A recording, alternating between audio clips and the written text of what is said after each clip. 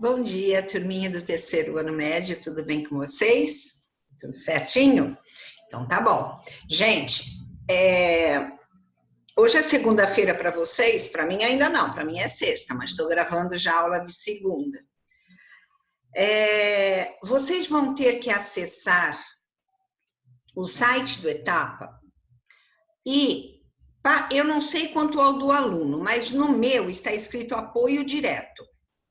No apoio direto, você vai achar a indicação que eu falei para vocês, tá? Aula do Etapa, eu não me lembro exatamente qual é a forma como vocês vão achar lá. Clicou, vai achar lá, caderno K, que é o nosso caderno. Clicou, você vai achar a aula do dia 12. Tem lá vários dias de aula. Acha a aula do dia 12 e cliquem, que vocês verão uma aula de português. Esta aula de português vai tratar de coesão e coerência, que está, agora vamos abrir aqui, ó, vamos ver se eu encontro. Que está aqui, vamos ver. Na apostila de vocês, página 42. Vamos ver se abre aqui. Eu vou explicar por alto a nossa apostila, mas eu quero que vocês assistam aquela aula, porque tem vários recursos explicando, muito legal, tá bom? Tá de fácil entendimento. Vamos ver se abre aqui o meu. Eu digitalizei a página da apostila aqui. É esta coluna aqui, ó, coesão textual, tá?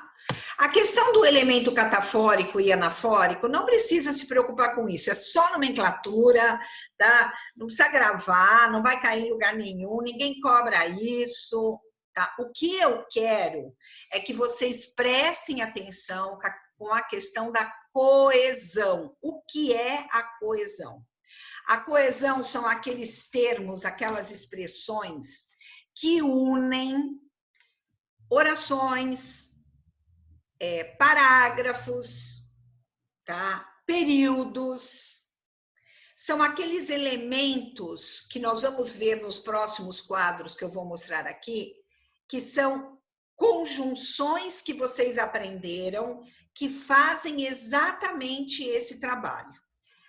A utilização dessas conjunções, gente, ela é muito espontânea, ou seja, vocês já adquiriram o conhecimento de grande parte delas através do dia a dia, da escrita, muitas vezes sem mesmo saber a nomenclatura daquela conjunção, vocês a utilizam de maneira correta, tá? E instintiva. Agora, existem algumas conjunções que são elementos coesivos, de continuidade de ideia, de oposição de ideia para começar um parágrafo, por um lado, por outro lado, de conclusão de parágrafo dissertativo. Então, preste bem atenção, é necessário dar uma estudada nesse aspecto, é muito importante. Então, ele está falando aqui. Aqui é tudo teoria, gente, que, na verdade, é uma batidinha de olhos que é só para você ter uma ideia, tá? A coerência e a coesão estão profundamente interligadas. Claro, se você usar um elemento coesivo que tem a ideia de contrariedade, mas não é isso que você quer passar, fica incoerente.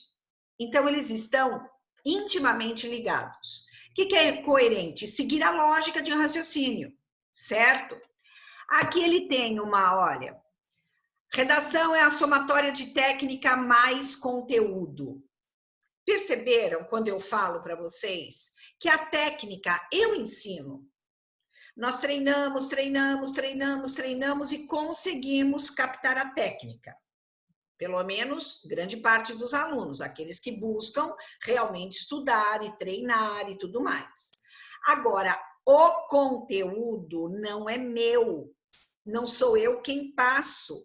O conteúdo você adquire no mundo acadêmico, que é o que vocês fazem no dia a dia na escola, com aulas de história, conhecimentos acadêmicos, que se adquire dentro do âmbito escolar. E conhecimento de leitura de mundo, ou seja, aquilo que você capta na conversa, aquilo que você capta nos jornais, na televisão, no rádio, entenderam? Isso é o conteúdo de mundo, leitura de mundo.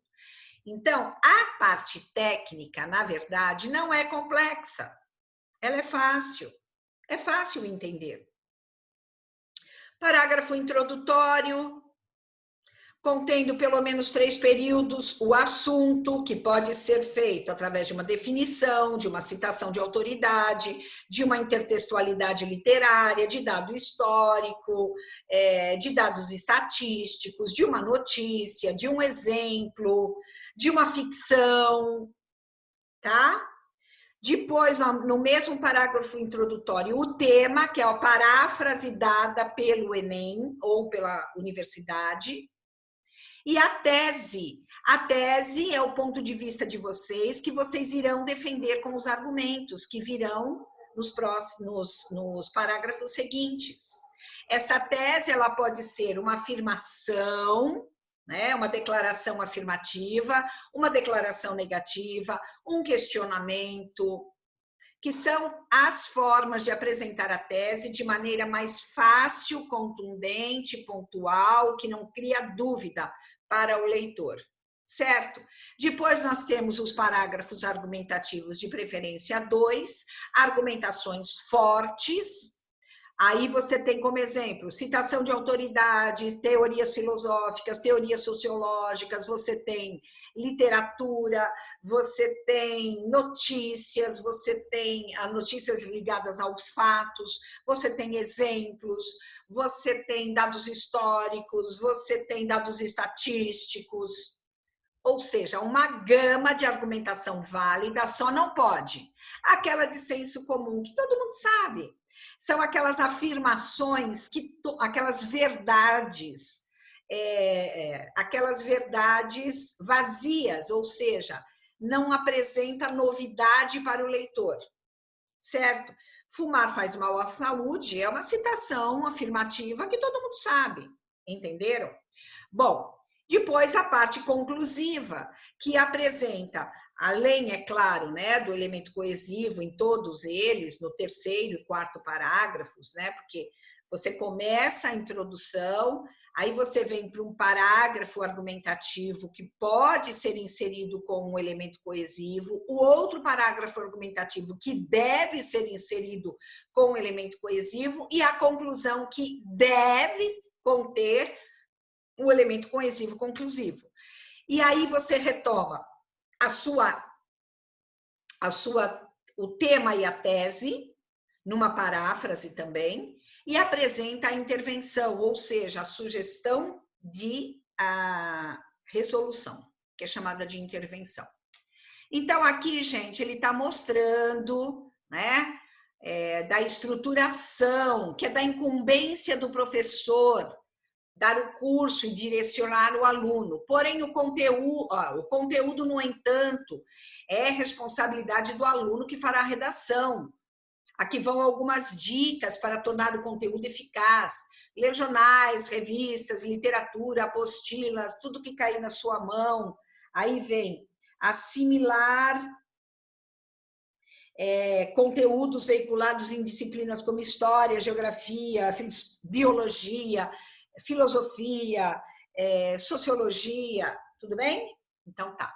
Aí nós vamos para uma outra página para eu mostrar para vocês, explicar a vocês a outra página da apostila. Vamos lá. Vamos ver se abre, né? Vamos ver se abre. Aqui nessa outra página, gente, ele vai falar de elementos anafóricos e catafóricos. Não precisa se preocupar com isso. Não há necessidade. O que eu quero? Recursos de coesão. Recursos de coesão. Ou seja, não pode repetir palavras. Esse recurso coesivo de repetição de palavras, gente, vai dar problema para vocês, tá? O corretor da redação vai apontar isso como grande falha. Como é que você faz essa repetição? Por sinonimia. Você vai usar sinônimos, que está aqui, ó. Sinônimos ou quase sinônimos, tá? Uso da elipse. O que quer dizer isso, gente? Não precisa você ficar repetindo palavra. Usa a elipse. Ela fica subentendida. Nós sabemos sobre isso. Outra coisa, pronome do caso reto. Esqueça. O próprio verbo colocado no sujeito oculto ou desinencial fará o teu texto ficar limpo, sem repetições, tá bom? Então, tá. Depois, vamos para outra página. Como eu disse a vocês, só estou apontando o que vocês irão estudar com a aula do Etapa. E aqui eu quero que vocês prestem muita atenção. Bom, aqui ele vai falar sobre os epítetos, né? O que é epíteto?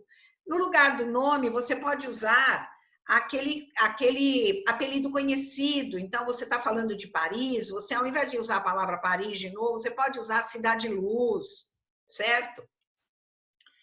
Numerais, para você montar a sua enumeração de argumentos, advérbios que dá para ser usado, ou seja, uma série de termos que podem ser usados para que não haja repetição. Agora, os conectivos. Aqui, por favor, atentem. Você tem conectivos de adição. Além disso, não só, mas também. Então, você quer adicionar duas ideias ao seu argumento. Não só pelo fato do cidadão, não é só pelo fato do cidadão estar em clausura que gera o estresse, mas também a falta de atividade mental, de uma função para o seu cérebro poder trabalhar. Entenderam? Aditivo. Você tem que saber usar esses termos. Então, faz assim, olha, leia e sublinhe alguns, ou um, ou dois, no máximo, e grave esses. Grave. Mas procure usar alguns que são menos comuns, entenderam? E você vai fazer isso, olha, com todos esses. Ó o conclusivo, que a gente usa bastante, olha. Concluindo logo. Então, logo, em vista do que foi visto, né? Ou, portanto, é muito comum, gente, tá? Em suma, pelo que foi exposto acima, certo? Existem muitos. Na aula, o professor vai falar sobre esses elementos conclusivos, tá bom?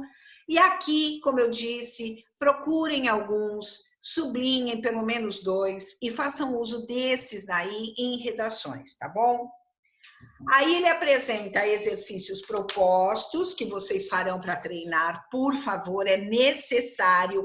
Isso tem aplicabilidade direta na redação. Se você não faz, você não vai saber como aplicar. Entenderam? Então, precisa fazer os exercícios dos elementos propostos apresentados aqui. E, por fim, gente, vamos lá. A última página, que é a página 45. Aqui ele vai colocar, olha, outras palavras coesivas, de inclusão, de situação, de retificação, de realce. Cuidado com a de realce, tá? Certo? Ele apresenta algumas preposições, algumas interjeições que não são utilizadas em redações dissertativas, tá? Aqui, olha como ele apresenta. Além de outros fatores já mencionados, podemos acrescentar ainda, olha que situação bem colocada para fazer uma coesão entre argumentos. Além do fator já mencionado, pode-se acrescentar ainda, entenderam? Olha quantas expressões que você pode usar nos parágrafos. Introdutório, argumentativo e conclusivo. Tá aqui, ó. Tá vendo? E aí, exercício proposto. Faça, por favor, gente linda. É importante. E existe a possibilidade de correção. Se não houver a correção na apostila, me chame que eu passo para vocês. Tá legal? Importante mesmo é que vocês assistam a aula do Etapa. Tá bom? Um beijo grande para vocês, fiquem com Deus e lembrando mais uma vez o trabalho do paradidático, certo? Que vocês têm que fazer para nós. Beijos, amo vocês. Eu tô com tanta saudade, gente. Imensa, imensa. Beijo.